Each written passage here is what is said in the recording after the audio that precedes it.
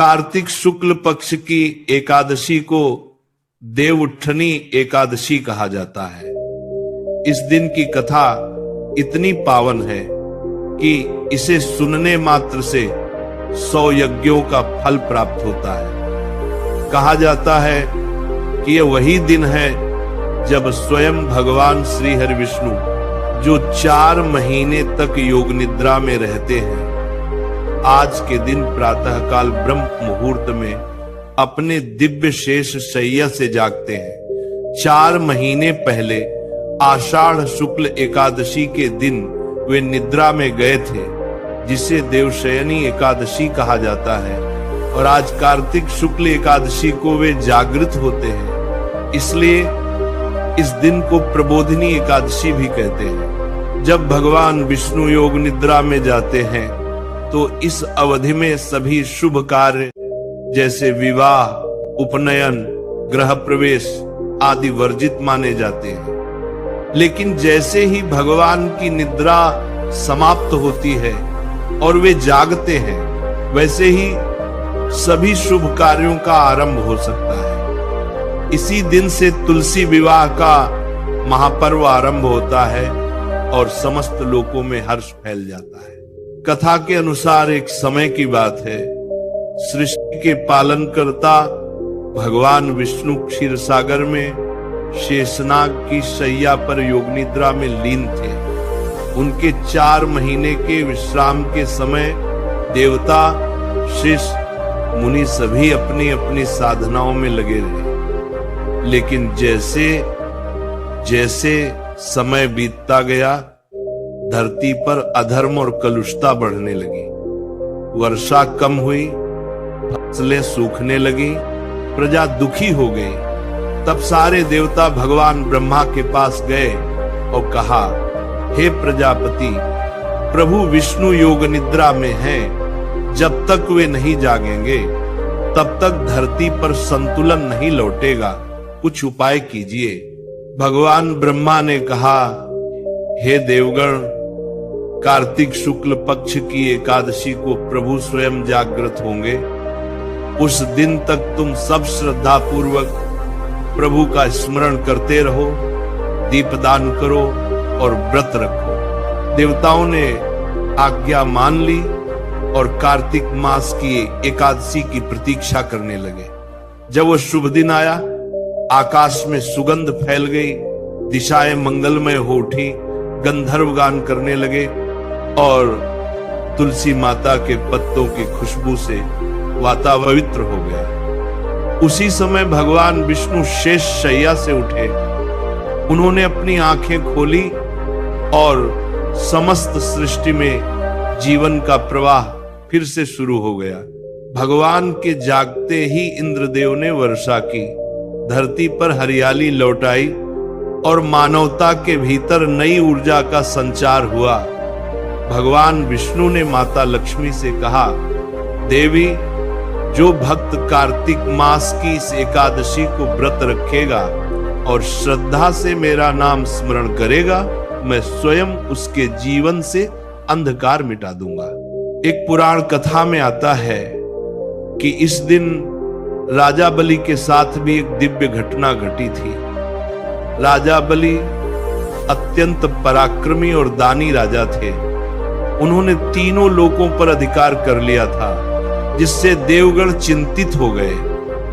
तब भगवान विष्णु वामन अवतार में प्रकट हुए, एक छोटे ब्राह्मण बालक के रूप में। उन्होंने राजा बलि से भिक्षा में 3 पग भूमि मांगी।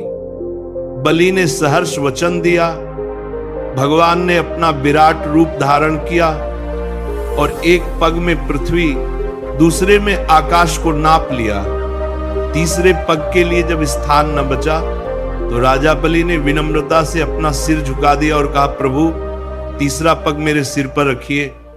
भगवान प्रसन्न हुए और बोले, बलि, तुम पाताल लोक में रहो, परंतु मैं सदैव तुम्हारे द्वार पर रहूंगा।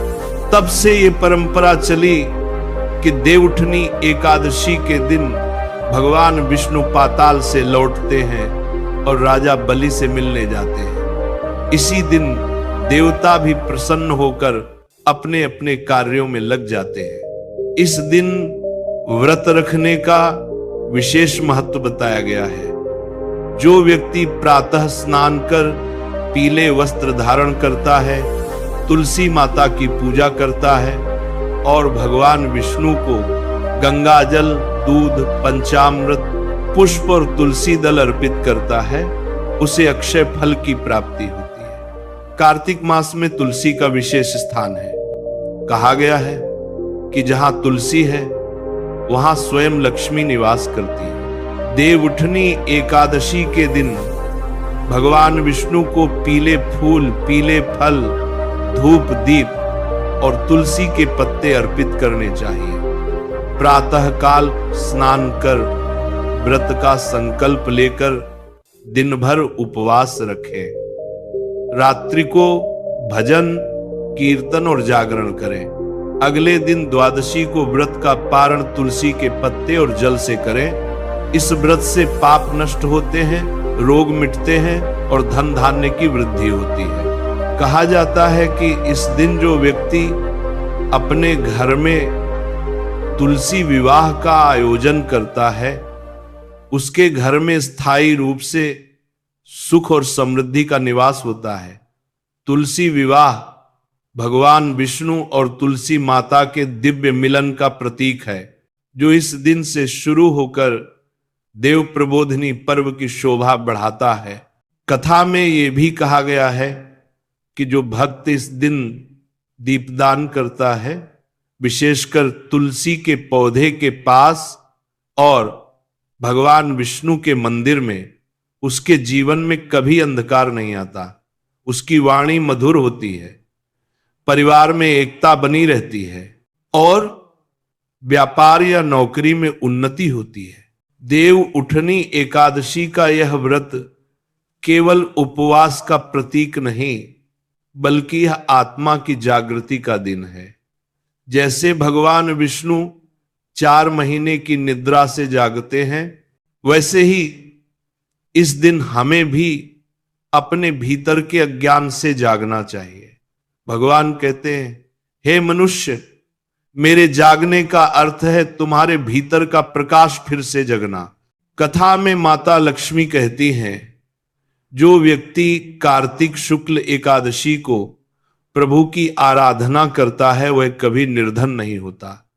उसके घर में हमेशा अन्न, धन और संतोष का प्रवाह रहता है। नामिका आरूपसी, इस व्रत की रात्रि को विशेष महत्व है। इस रात को जागरण कर भगवान विष्णु के नाम का स्मरण करना 1000 गायों के दान के बराबर फल देता है। जो भक्त इस दिन एक दीपक तुलसी के पास और एक दीपक शयन कक्ष में भगवान के नाम से जलाता है, उसके घर से दरिद्रता सदा के लिए दूर हो जाती है। भक्तों का यह अनुभव है कि इस दिन जो भी मन से सच्चे भाव से प्रार्थना करता है, उसकी हर मनोकामना पूरी होती है।